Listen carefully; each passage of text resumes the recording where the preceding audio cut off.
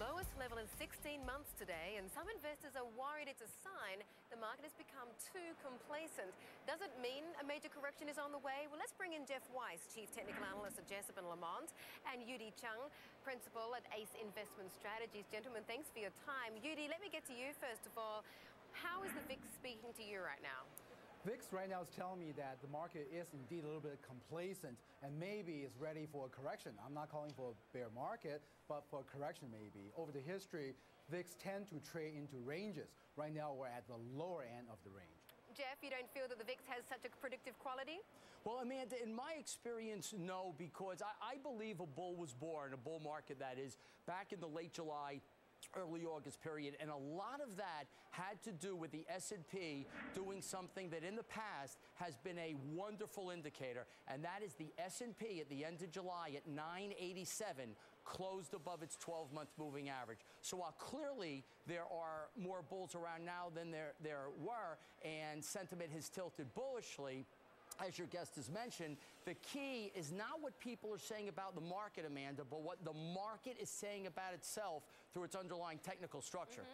Yudi, Jeff was just telling us there that he's watching the 12-month moving average instead of the VIX. How does the 12-month moving average, do you think, stack up against the volatility index? Absolutely. I think it's a timing issue. Just because we're in the bull market doesn't mean that the market wouldn't be going through a so-called pullback, and that's what I'm talking about. When you have really low volatility, usually that means the market has been in a nice and smooth uptrend, and usually that's when the traders gets a little bit to be a little bit more complacent and is ready for a correction. That's what we're talking about. I think if you're talking about the moving averages on a trend following longer term basis, no doubt about it, it's a very good tool. However, for a shorter term on a trade by trade basis, moving averages actually are not a very, very accurate indicator. Yudi, you talk about this correction. Can you just quantify it? How deep exactly do you think it is? When you think that actually since March, we haven't really had a decent sized correction at all, have we? Do you think that we could be overdue for one? Yeah, I think so. If you look back in the performance of the S&P 500 basis, basically the bull run started back in March of last year. And since that run, we had about 4, let's call it pullbacks. That's about 5% or more. The deepest being the one in June of about 9% or so. And the last one that we had was back in September. And it's about 5% or so.